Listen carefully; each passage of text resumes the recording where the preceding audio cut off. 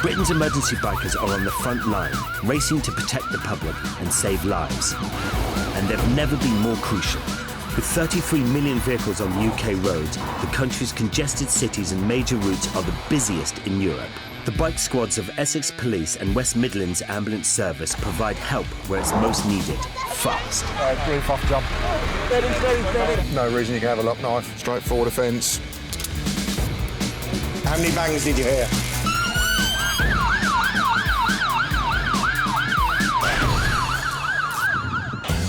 On Emergency Bikers, a man's having a suspected stroke. Apparently your colleagues said you were screaming out in pain. Do you remember doing that? No. The dangers of driving while tired. 36 hours or something without a rest, and it resulted in him killing people. And a patient's taking a bit of handling. Keep still.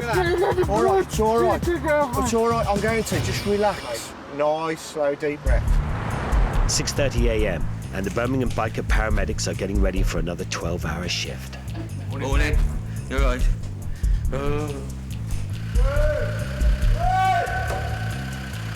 My baby, my pride and joy.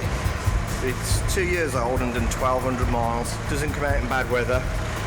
Gets looked after. It's a she. So she gets lots of TLC. A bit of money spent on her. Yeah. Pride and joy.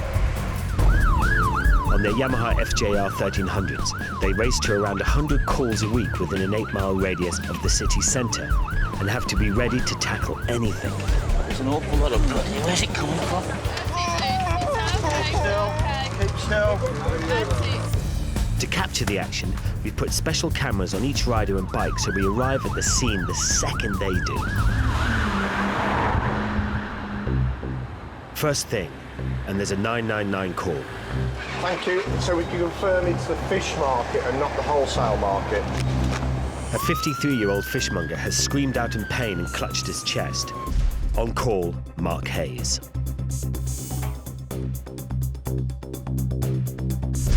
Manoeuvring the bike, top speed 130 and around 4 times his own body weight, demands skill. After 2 minutes, he's first on scene, arriving in half the time it takes an ambulance. Every minute saved is crucial in the battle to save lives. What's happening? Well, somebody started screaming out, somebody's holding him still. First I thought he might have been a fit, I run up straight away, this is how the happened. Hello there. Oh, yeah. You're all right. What's your name, chap? Kevin? What's your name?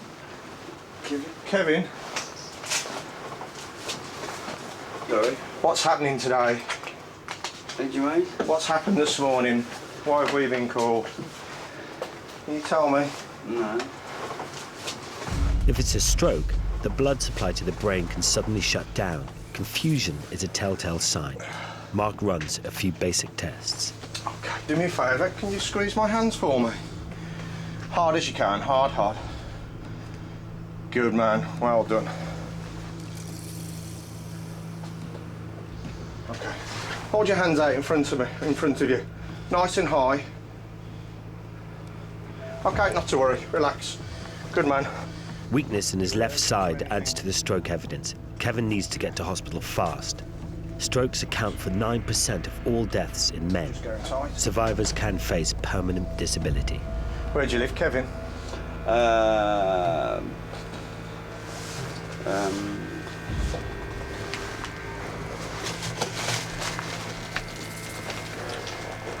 Not to worry, I'll come back to you. No, it's all right. Just relax. Relax your hand down. Have you been unwell recently at all? No. You've been okay? Yeah. Ever had anything like this before? Like what? The episode that you're having this morning? A bit confused. Apparently your colleagues said you were screaming out in pain. Do you remember doing that? No. No? Okay. Just lift your glasses for me a second, can you? Shine a light into your eyes if you look at me. Mark checks Kevin's pupils. The left one is not responding in the same way as the right. Every second counts and an ambulance crew arrives to get him to hospital. This is Kevin. I believe he's about 53 years of age. Don't worry about the mess, mate. We'll sort that out in a second. You just relax. Just before 8 o'clock, he was seen to start screaming out, appeared to be in pain, was holding his chest. He's got a left-sided weakness. Get him to hold his arms out, left arm drops. He tells me he's normally fit well with no medications, no allergies. However, he's somewhat confused. Pupils, right pupils 5 mil, reactive. Left pupil was about 3 mil and reactive. Kevin, do you understand what's going on? No, not really. Right, okay. I mean, I feel all right. You feel all right? I don't know what... And where are you? Where am I? Where are you at the moment? Where are we? At work. At work. Where do you work?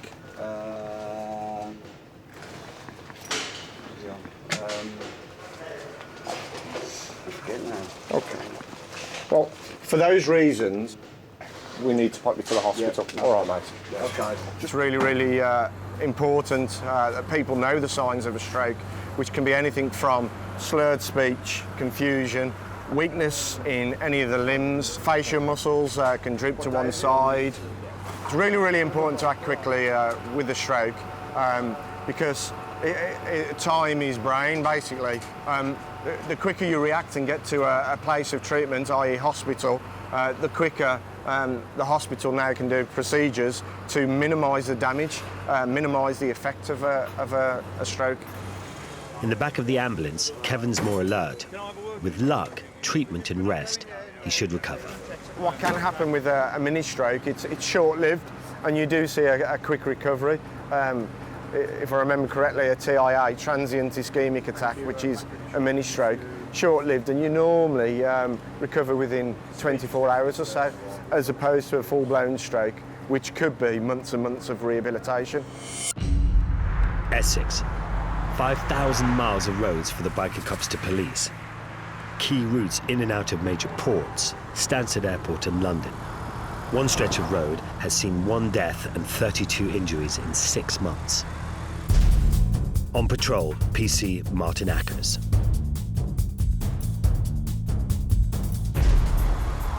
On fast dual carriageways, drivers can be tempted to put their foot down.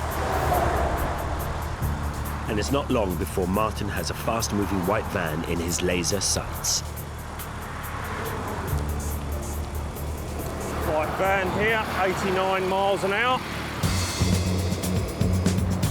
This is where the speed and agility of the biker cops come into their own. On the squad's covert bike, top speed 180, Martin can outrun anything. In just seconds, he's calling in the driver.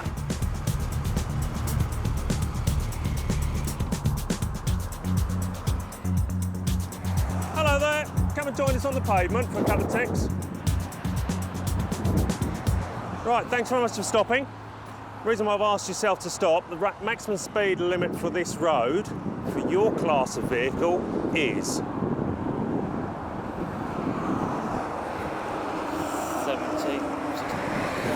60. Single carriageway, 50 miles an hour. Dual carriageway, 60 miles an hour. Motorway, 70 for that class of vehicle. That's 70? That is a 60 on a dual carriageway. That is your recorded speed today. 89 miles per hour. Quite clearly too fast. 29 miles per hour over the speed limit. Right, what I need to say to yourself, you're going to be reported for travelling in excess of the permitted limit for the class of vehicle on this road today. Have you got any points on your licence? Yeah, I have. How many have you got? 6. And what were the 6 points for? One exactly same here. Yeah. In my car. Speeding again? On this road, yeah. Yeah. 70, 77. Downhill again. And another one was a mobile phone. And next phone. day. That's right. it. It's really could do without at all, you know what I mean? Right, really okay. Really appreciate it. No Okay. excuses, you know, but just I could really do without 3 points. I know. The endorsable fixed penalty notice, which is what you had before by the sounds of it, that notice runs out at, I'm afraid, this is 89, it runs out at 85 miles per hour. So at 86 mile an hour above, the matter goes to a magistrate's court. Is that on the white? Because that's the white van. Because it's a white van, because it's a commercial vehicle. Yeah. I didn't know that. I can't work it out. I don't know. They know they've got every vehicle's got a speedometer in front of them. They know they're not allowed faster than 70 in a car, which this guy thought he couldn't go any faster than 70. He's doing 89. I don't know. Just like, knock, knock, hello. The man is being charged with speeding and could be banned from driving. The biker cops have so far managed to halve last year's accident rate, and Martin's vigilance today soon pays off again. A white van is careering towards him at well over the speed limit.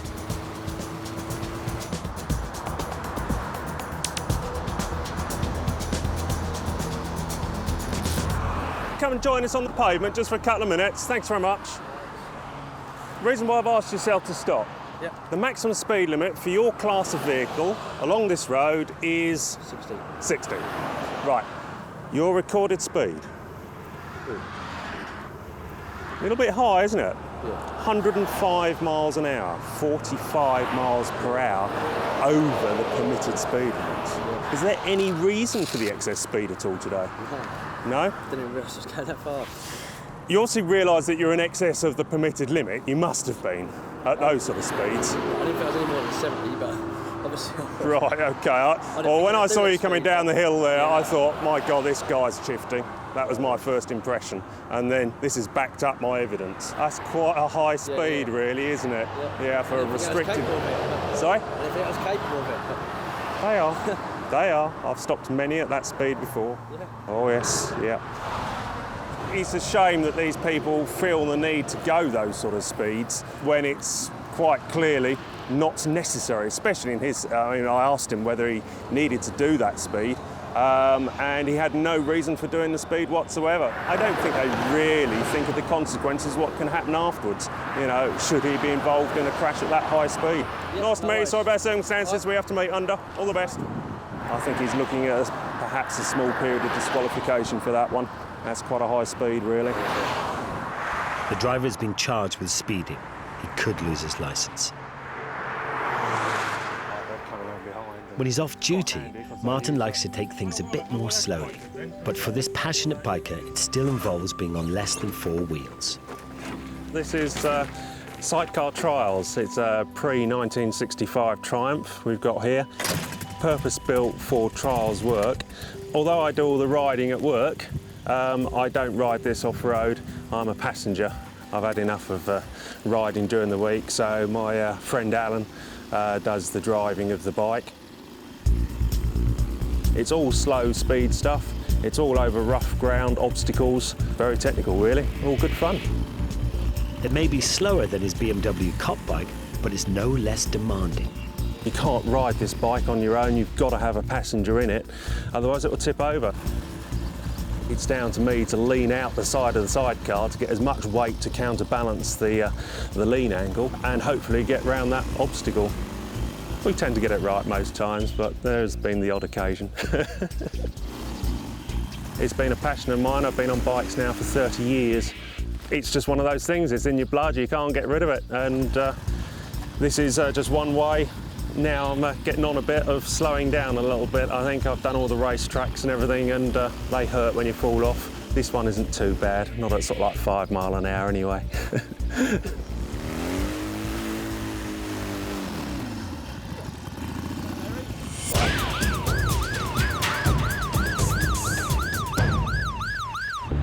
Every week in Britain, 10 pedestrians are killed on the roads and more than 500 are injured. And in Birmingham's evening rush hour, a man has been hit by a car crossing the road from a pub.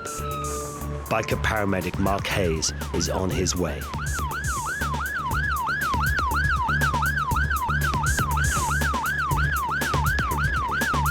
He covers just under 5 miles in 5 minutes.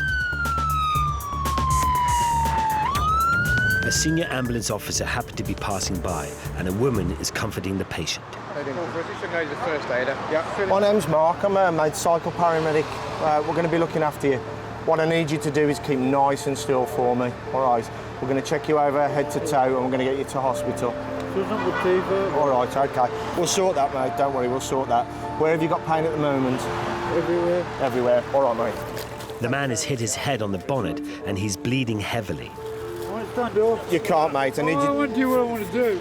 Keep still, matey, let me pop this on you. Fellow biker paramedic Barry Rudge steps in to help immobilise the man's neck. They can't afford any risks with back and neck pain.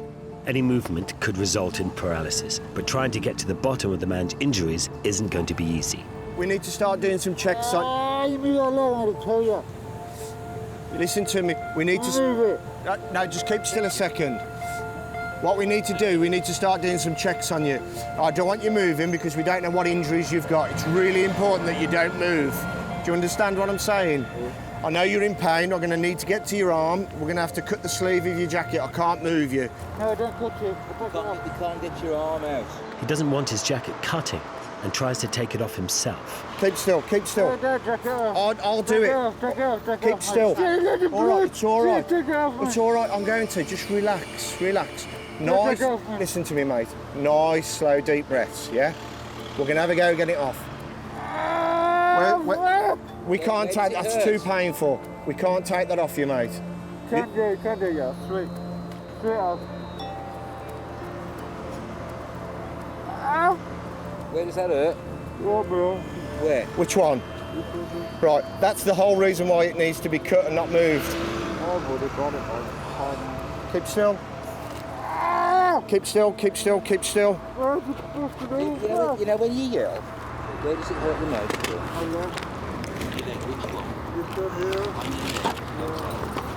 Blood all the time. Yeah, it's because you knocked some teeth out, mate. Mark needs to listen to the man's chest. There could be a risk of a collapsed lung which puts pressure on the heart and blood vessels. Nice deep breaths. Good man. And again. Deep breath. Good man. And again. Good man. And again. Deep breath. Good man. His chest is clear, but it's no easy task trying to assess his injuries. Listen, you need to listen to me, mate. Everything we're doing for a reason, yeah? If you've damaged your neck or your back and we let you get up, the injury that you could sustain could be far worse than it is now. I need to pop a needle in the back of your hand. Is that okay? Thank you. Good man, thank you.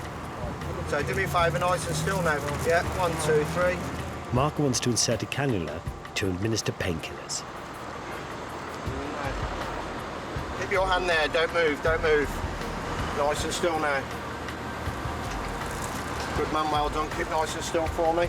What it means now is we can give you something for the pain through this, all right? Yeah? Having checked his neck and back, Mark takes a look at his foot.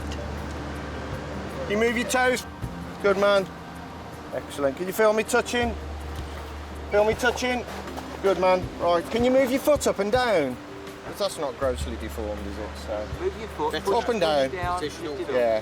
Being able to move his toes means there is no nerve damage, but his leg could be fractured and his knee injured. All right, just relax, just relax. The inflatable splint will keep his leg stable and prevent any further injury in transit. I've got the pump yet. Yep. Okay. 1, 2, 3. Just relax back. It's fine. Keep going, Relax. you're okay. Because you've been sat Relax. still for so long. Good man, well done. Put Well on your done. lap as well. Okay. He's under the influence of alcohol. He's also a bit agitated, aggressive. Is that due to the alcohol? Is it due to injury? It's hard to assess. He's obviously in a lot of pain. That's right, cool. Is that still the leg? Initial observations that we've done check out okay, but obviously he needs to be assessed, x-rays, etc, etc. There we go, mate. You're done. Should we have a look for some teeth? It's yet another tricky case for Mark. Of the 3 biker paramedics, he reckons he attracts more than his fair share of accidents. 9 times out of 10, it'll be me. They can have a bus crash, nobody's injured. I'll have a bus crash and bits have got to be cut off, people have got to be carried out windows. It's never straightforward. Whereas the other 2, they're a little bit old. They like more of a sedate life. I'm the baby of the unit. I think I can cope just about. Essex, 7 a.m, Biker Cops HQ. And there's a special operation. On duty, PC Ray Jeffrey.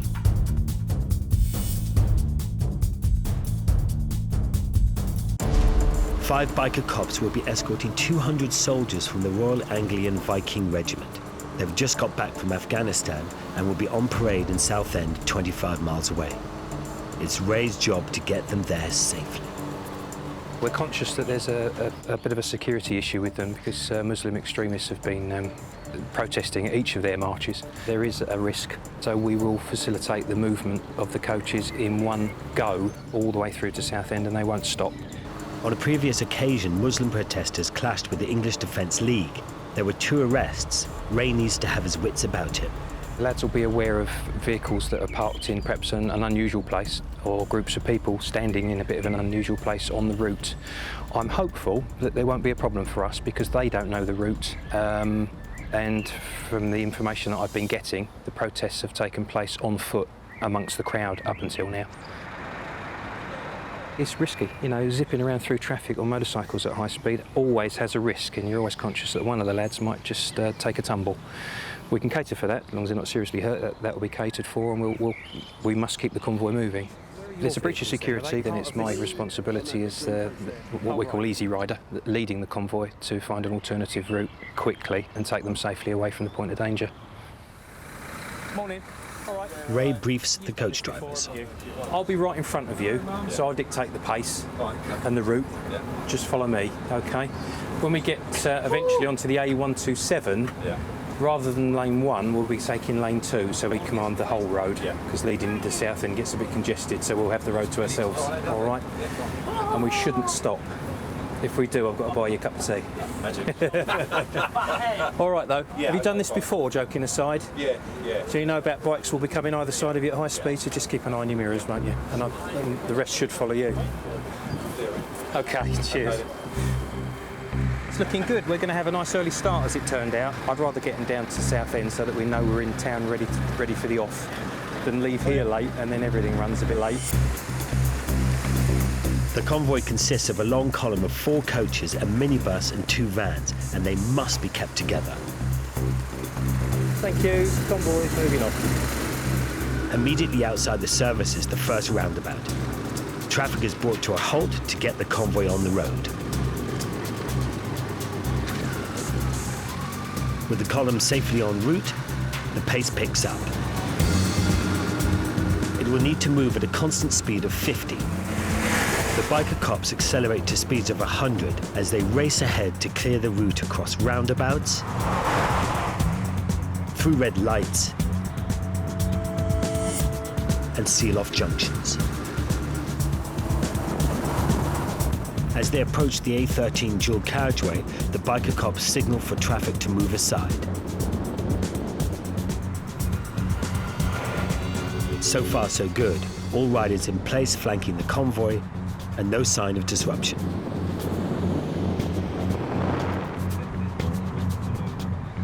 The outriders sprint ahead to clear the next junction.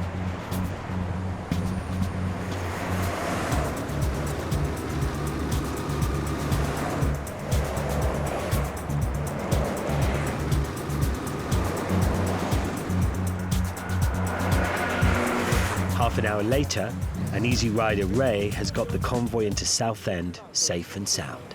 We're there, yeah. The troops are disembarking and forming up. It's gone swimmingly, and the weather's fantastic for them, isn't it? It's a big day for Southend. Thousands are lining the streets to see the Vikings receive the freedom of the town. And there's not a protester in sight.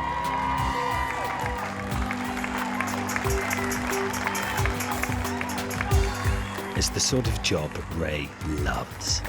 I enjoy these days. It's really enjoyable, especially as the weather's good for us. You just feel like you're actually doing your little bit for the military, you know, for the lads that are across the waters fighting for us as we speak. This particular regiment, I understand, have lost 5 of their number in recent years in Afghanistan. And if we can assist them in any way, that's good. I like that.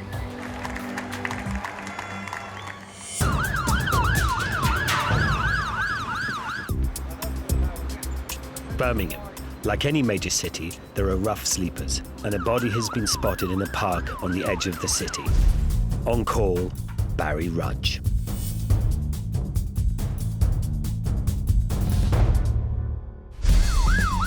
He covers just over 3 miles in under 4 minutes to the park in the city suburbs.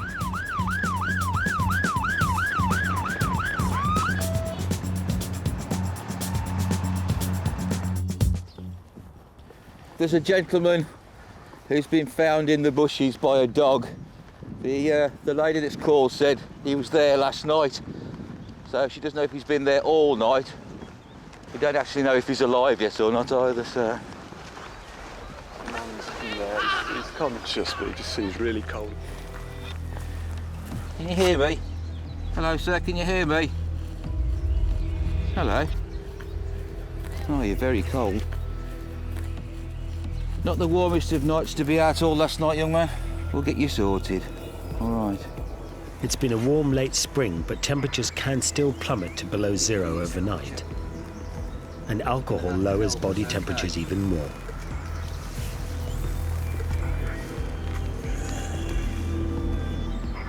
He's extremely cold. He's coming up low on our thermometer.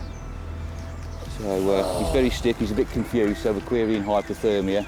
The man's blue, and confusion and shivering are classic symptoms of hypothermia, where the body loses more heat than it can produce. It's the ultimate enemy for anyone sleeping rough and is potentially fatal.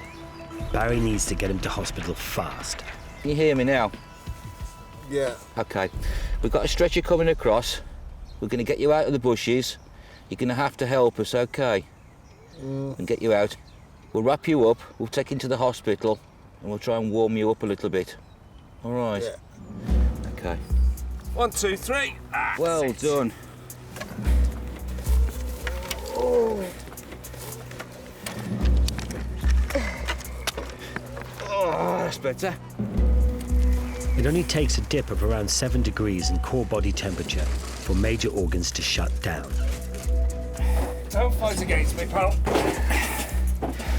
If we can get a vein, we'll put some warm fluids into him. So basically, we've got it's like central heating. If we put some warm fluids inside his veins, it warms him up from the inside out. Just relax for me. Sharp stretch coming up. He's very lucky. I mean, the colder part of the year, although it was quite chilly last night, the chances are he would have died. Nothing going up there now? That's looking good, isn't it? Yeah, Dealing with the homeless in Birmingham, it's becoming a lot more common now than it used to be. They usually find warm places. They tend to know where they all are. Back of shops where the heaters are, or the air conditioner extractors which throw some heat out. To find somebody in the middle of a bush in a park is actually a new one on myself. The biker paramedics have to make life-saving decisions on the spot, and just getting to incidents piles on the pressure. Riding to calls demands every ounce of concentration, even for an ex-racing champ like Barry. Obviously, you've got to be able to ride the motorcycle well, keep yourself safe on the way to a job, not think about the job on the way there. You've got to think about the ride first. You've got to make sure you're safe and you get there, because if you don't, you're going to end up with a crew coming out to you. Barry never knows quite what to expect when he arrives at the scene. Working a patch where you roughly live, I suppose your worst nightmare is dealing with somebody that you actually know. I've actually been responding to my own father. That was really weird, because you have to sort of bring your emotions right down and deal with it in a pragmatic way and still go through the numbers and deal with it as you would deal with a normal person. Once I'd ascertained that he was okay, everything was stable, then you sort of bring it back to the fact that he was your father, and then you can go more onto the emotional side and make sure he's all right. His dad's fit and healthy. A paramedic himself, it was him who inspired Barry to ditch his factory job and ambitions to be a cabinet maker. Oh, well, it's raining. Oh, you love him, right? He's a regular visitor to his parents to swap notes. When I first went in, I was doing 70 hours one week and 80 hours the next, every single week. Oh, I wouldn't do that now. They wouldn't allow it now, would they? No, they wouldn't do that now. I used to be on call at 10 o'clock at night from the house, and she was to answer treble nines. If it was an outside line and they dialed treble 9, he used to come through to our house, and the wife, your mum, used to answer it. I was expecting Barry at the time when all this was going on. See, that's what's made what's. And have a guess who took you in?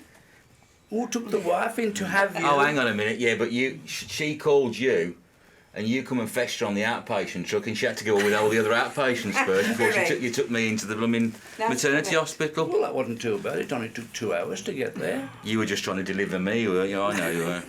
2 hours to get me to the hospital. I could have been 1.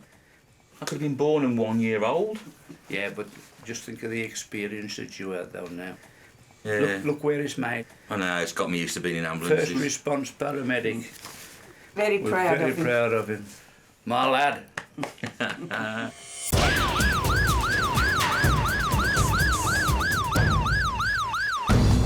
Essex and the fight against a growing problem, insurance dodgers.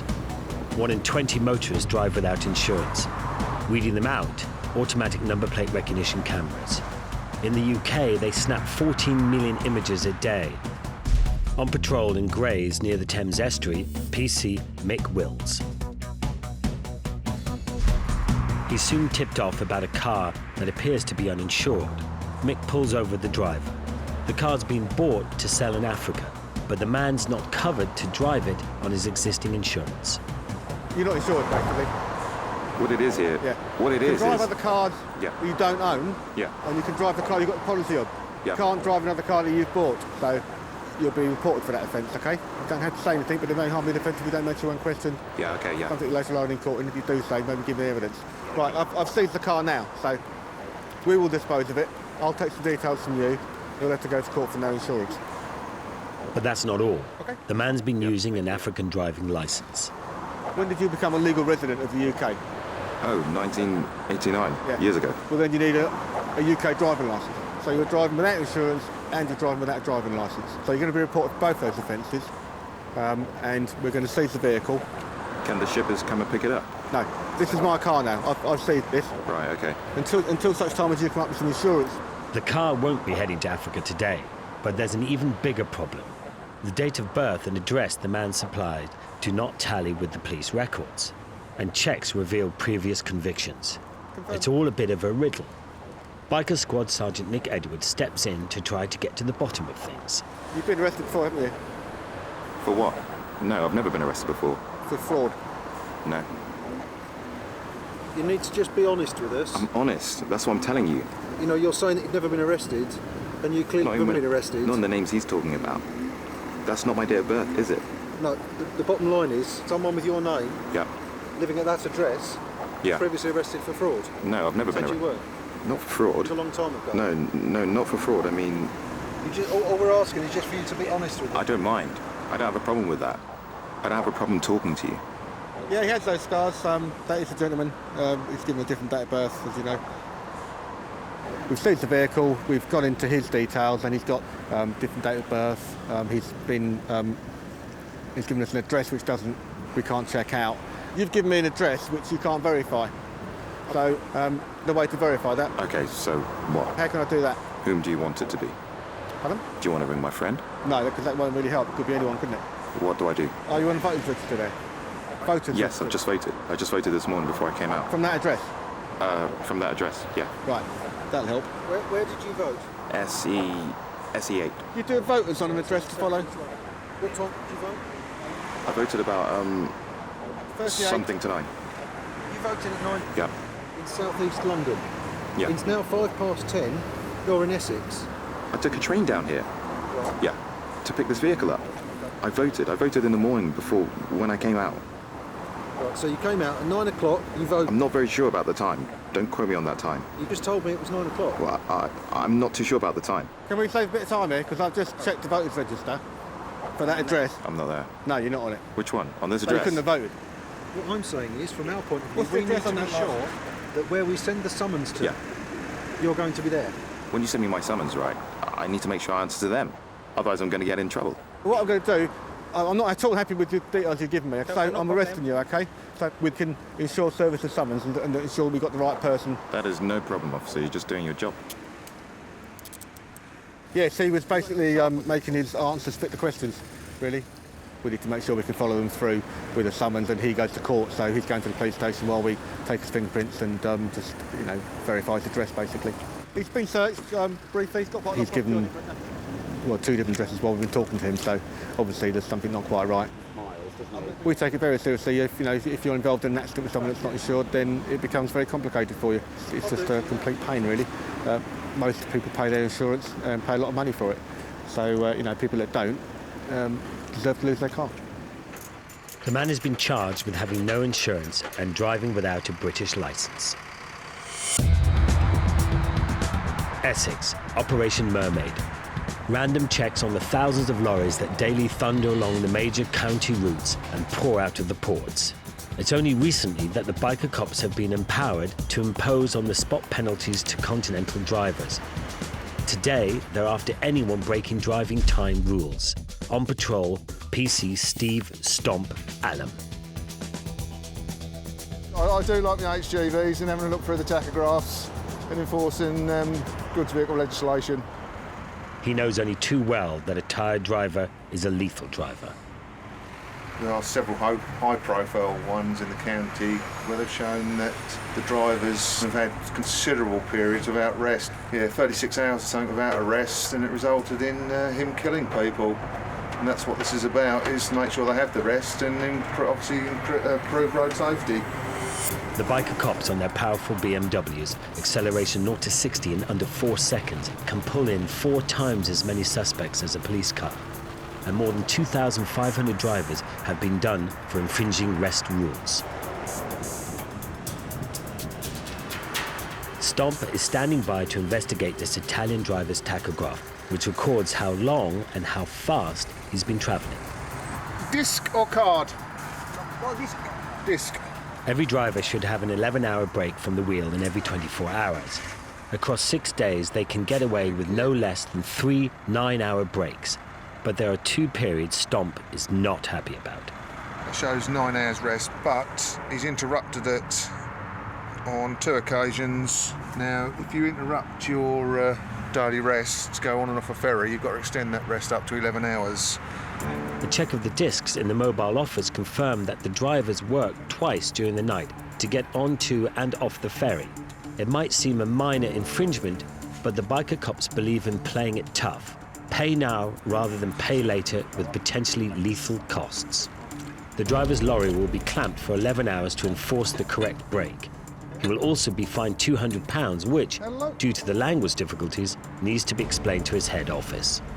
He will need to pay me £200 before he goes. Cosa che dice? Stomp's got no time for anyone who criticises the crackdown. I get aggrieved slightly that there are people out there doing it.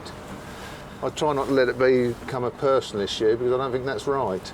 As now I'm a parent, I am a lot more considerate for what's going on out on the roads, and I worry for my family more. In one day alone, Essex police have been known to clamp 16% of the lorries they stop.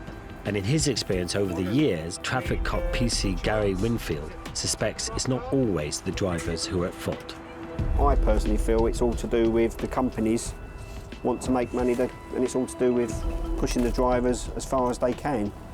I think it all boils down to making money. This driver has also failed to take enough rest, which cost him £60. Okay? Okay. More than 17 grand in fines has been exacted in Essex in just 3 months. And drivers know the biker cops mean business, with nearly 100 Operation Mermaid crackdowns a year.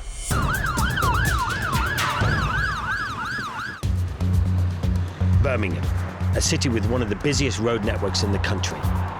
But it's also home to 7 railway stations, handling around 60 million passengers a year. Mark's racing to Snow Hill, the second largest station within the city.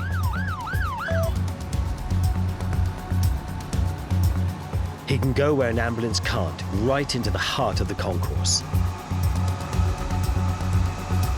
An 88-year-old man has fallen on the escalator.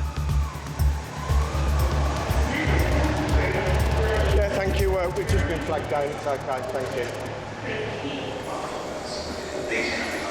Hello. You're right there. So what's your name? Chapman, Jeff, with a G. Jeff. What's happened, Jeff? I just fell down the escalator. Oh, right, okay. Okay, have you got any pain in your neck? Keep still. Any pain down your chest? No. Deep breath? Marvellous, good man. Any pain in your tummy? None whatsoever. Excellent. Where are you off to? Wolverhampton, then to Spain. Oh, right. When did you go to Spain? Today? Friday. Oh, Friday. Right, okay. Jeff doesn't appear to have any internal injuries, but he's got some nasty cuts. What I'll do is redress that, You've got some, it's like tissue paper. Your skin dries out and it's actually flaps of skin. I think what we need to do is we need to get it seen at hospital, clean, tidied up and dressed properly. This is what we don't want. We don't want you coming down with an infection. I'm meeting someone at Wolverhampton in another hour's time, that's the thing. Okay, well I'll dress that for you now, but my advice is we'll pop you up to the local casualty, get it cleaned up properly and get it dressed properly.